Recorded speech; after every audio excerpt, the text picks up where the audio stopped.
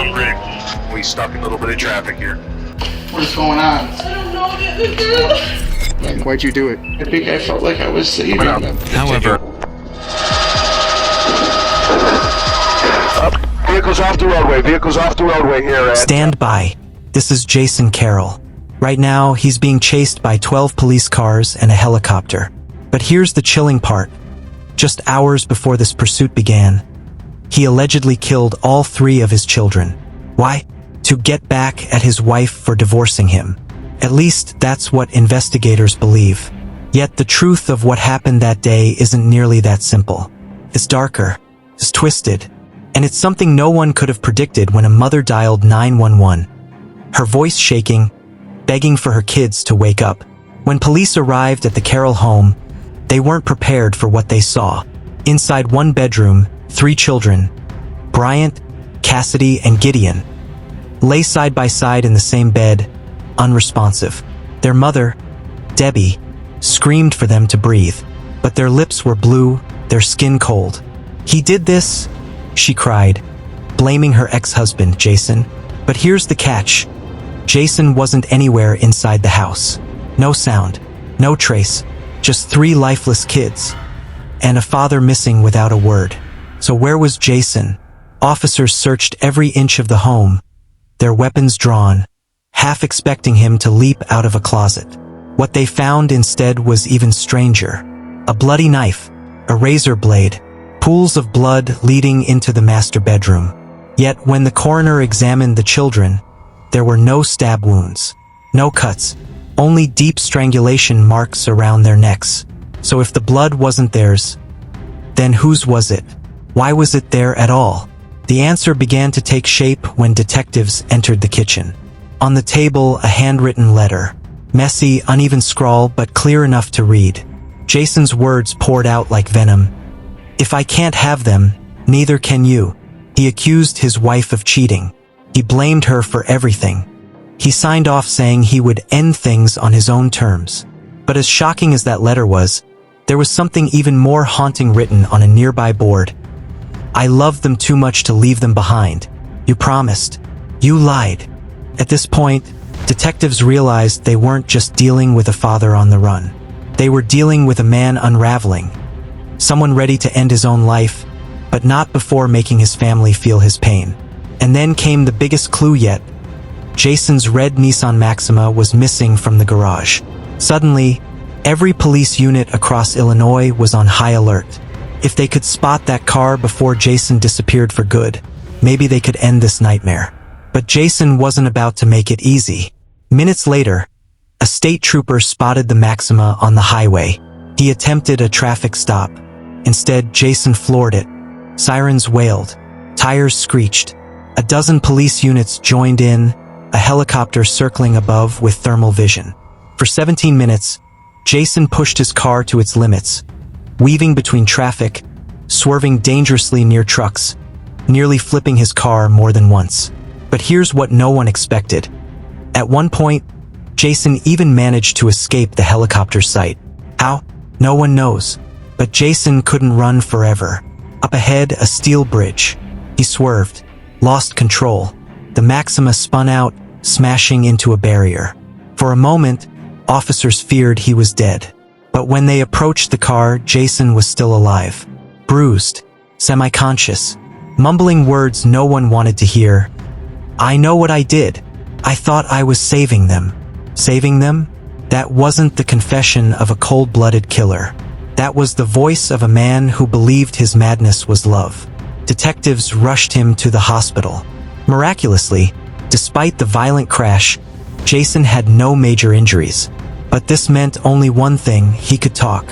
And detectives were determined to hear every word.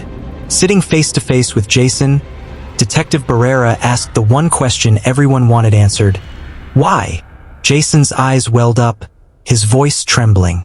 He spoke of betrayal, of lies, of his wife cheating and taking the kids away. But as he spoke, one thing became clear: his story didn't add up. Jason insisted Debbie was manipulative, toxic, abusive. He said she destroyed his self-worth. But then, Just minutes later, he admitted she had said kind things to him the night before. He admitted their last phone call ended on a good note. So why, if she was truly so cruel, did he leave her with a nightmare she could never wake from? Why did he make sure she, and only she, would be the one to find their children lifeless in bed? Was this revenge? Or madness? Or both? Then came the most haunting part of his testimony. Jason confessed that around 1 a.m., something snapped. The kids were watching TV. They were happy, laughing, and then, without warning, he strangled them one by one. His reason: if I can't have them, no one can. But in the same breath, he said he was saving them from their mother's supposed neglect. How could both be true? How could murder and salvation live in the same thought? That's the twisted logic only Jason seemed to believe. Meanwhile, Debbie, grieving, broken, was placed in a separate interrogation room. Toys, books, comfort. The detectives wanted her calm, wanted her trust. They asked her to recount that day. She told them about Walmart, about buying diapers, about walking into the garage, seeing drops of blood, the broken door, about calling Jason, only to hear his phone ringing upstairs. And then her voice cracked. She described walking into the bedroom, seeing all 3 of her children cold, blue, unresponsive. What Debbie didn't know was that Jason was in the room right next door, hearing her words through the walls. Did he feel guilt? Did he feel anything? No one knows. But one thing was clear. Jason's actions weren't just about ending his own pain. They were about ensuring Debbie lived with hers forever. Every word Debbie spoke, every tear she shed, was another nail in his coffin. He had destroyed her life, and now, even if she never wanted to, she had to face him again. But there was still a mystery. Jason had left letters, confessions, trails of blood. Yet when detectives pressed him on why there was so much blood in the house if the kids weren't stabbed, he faltered. He claimed he didn't know, that he couldn't remember. Some believe Jason hurt himself during the killings, cutting with the razor blade and leaving his blood everywhere. Others believe it was part of a staged scene, meant to confuse investigators. But to this day, the truth about the blood remains unsolved. In February of 2024, Jason Karels stood in court. He didn't deny it. He didn't fight it. Instead, he pleaded guilty but mentally ill. The judge sentenced him to life in prison without parole, but with psychiatric treatment. Debbie, shattered but determined, launched a GoFundMe for funeral expenses, raising over $70,000. And today, she chooses privacy.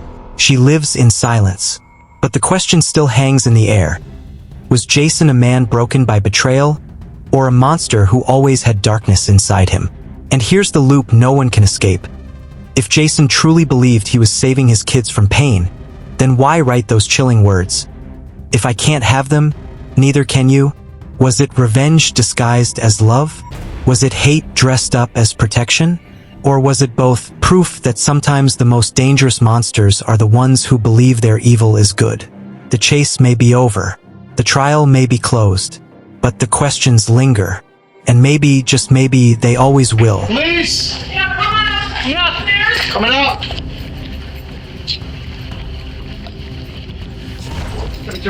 I got blood here. There's blood all over. I didn't see her. Is there anybody else in the house, ma'am? What? Is there anybody else in the house? I don't know. What's going on? Okay. Okay, ma'am, do you have any weapons? No, I don't have any weapons. I'm gonna have you step out here with me, okay? Come on here. Step out of the room. Come on here.